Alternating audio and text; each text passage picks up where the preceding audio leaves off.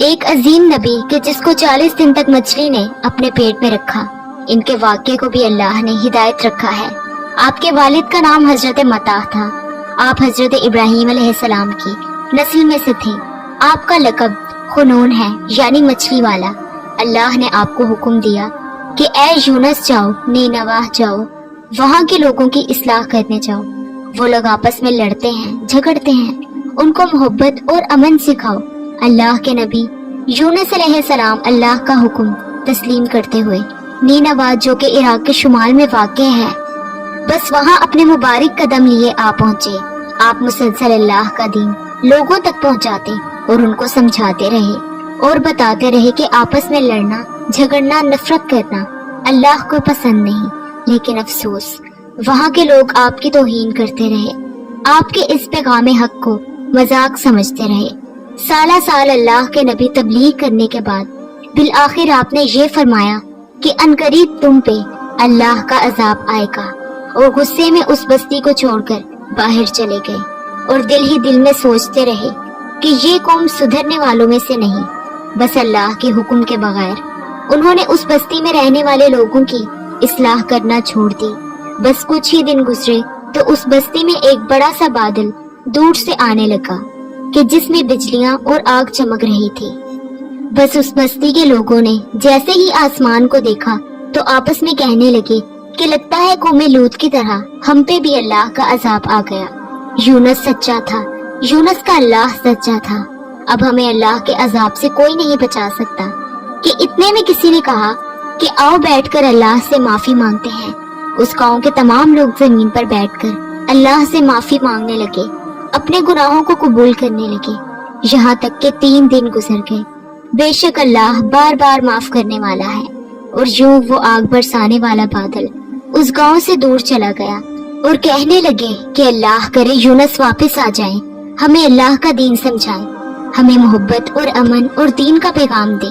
اور وہاں حضرت یونس علیہ السلام کشتی میں سوار ہو کر دور جا رہے تھے، یہ سوچ کر کہ واپس کبھی اس گاؤں میں نہیں پلٹوں گا، کہ اتنی ہی دیر میں سمندر کا طوفان کشتی کو ڈبونے لگا۔ کشتی کے سالار نے کہا کہ جو سامان کشتی میں ہے جلدی پھینکو، کہیں ایسا نہ ہو کہ ہم سب کے سب ڈوب کر ہی مر جائیں۔ کشتی کا سالار کہنے لگا کہ کشتی سے وزن کم کرنے کے لیے ہم کسی کو پھینکتے ہیں کہ اس سے شاید کشتی سنبھل جائے۔ بس سب ایک دوسرے کو دیکھنے لگے تو سالار نے کہا کہ ایسا کرتے ہیں کہ قرآن اندازی کرتے ہیں، جس کا قرآن نکل گیا تو اس کو یہ قربانی دینی پڑے گی تاکہ دوسرے لوگ بچ جائیں۔ بس سب کے سب نام تحریر کیے گئے، اور قرآن اندازی کر کے جب پہلا نام نکالا تو پہلا نام اللہ کے نبی یونس علیہ السلام کا نکلا۔ سب آپس میں دیکھتے رہے کہ یہ تو اللہ کا نیک بندہ لگتا ہے، اس کو پانی میں کیوں پھینکے۔ پھر سے قرآن اندازی کی، پھر سے یونس علیہ السلام کا نام نکلا۔ تیسری مرتبہ جب قرآن اندازی کی گئی تو پھر حضرت یونس علیہ السلام نے فرمایا کہ میں سمجھ گیا، یہ اللہ کی مرضی ہے، اور اپنے آپ کو سمندر کے حوالے کر دیا۔ جیسے ہی اللہ کے نبی حضرت یونس سمندر میں آئے، اللہ نے ایک مچھلی کو حکم دیا کہ جا میرے نبی یونس کو اپنے پیٹ میں رکھ، یاد رکھنا کہ میرے نبی کو تیرے پیٹ میں تکلیف نہ آئے۔ بس اس مچھلی نے جلدی سے اللہ کے نبی یونس علیہ السلام کو اپنے پیٹ میں حفاظت کے ساتھ رکھ دیا۔ پہلے تو حضرت یونس نے یہ سمجھا کہ میں شاید دارالفنا سے دارالبقا کی طرف کوچ کر چکا ہوں، لیکن کچھ ہی دیر میں ان کو یہ اندازہ ہوا کہ نہیں، ابھی میں یہی ہوں، کیونکہ میرا جسم حرکت کر رہا ہے۔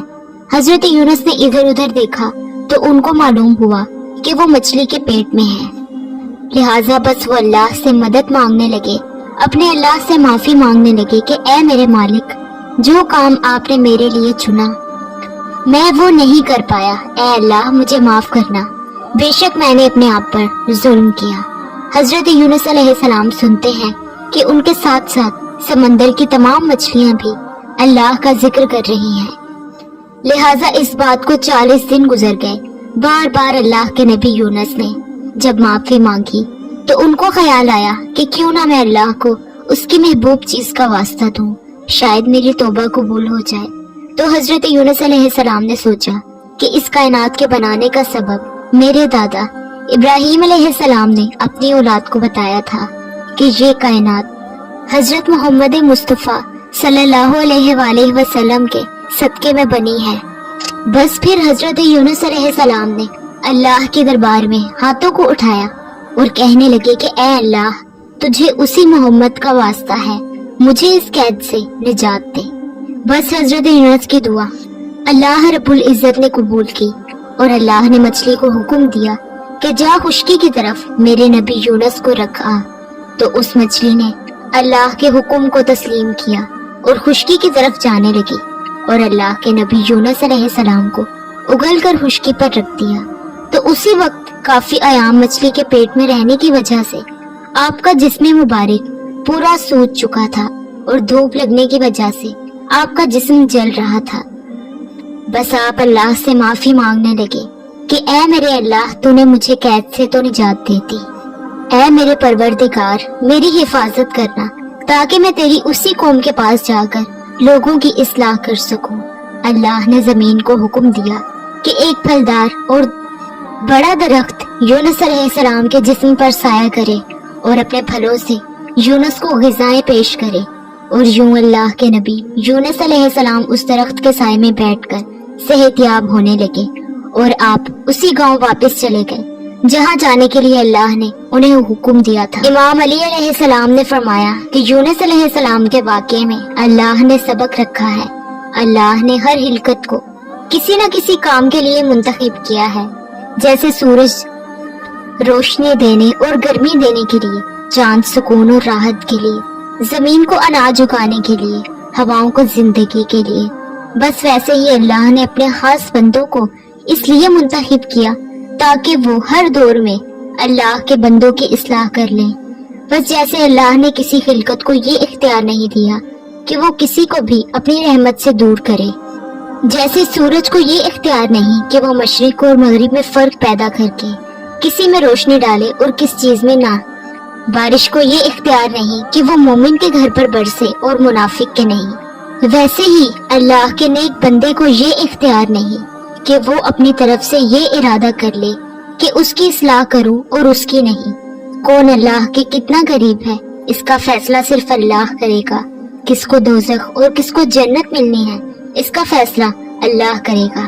पैगाम देने वाले, तबलीग दीन देने वाले एक मजदूर की तरह सिर्फ अपना काम अंजाम देते रहे, वगरना उनका अंजाम भी वैसे ही होगा कि जैसे अल्लाह ने अपने नबी हजरत यूनुस अलैहिस्सलाम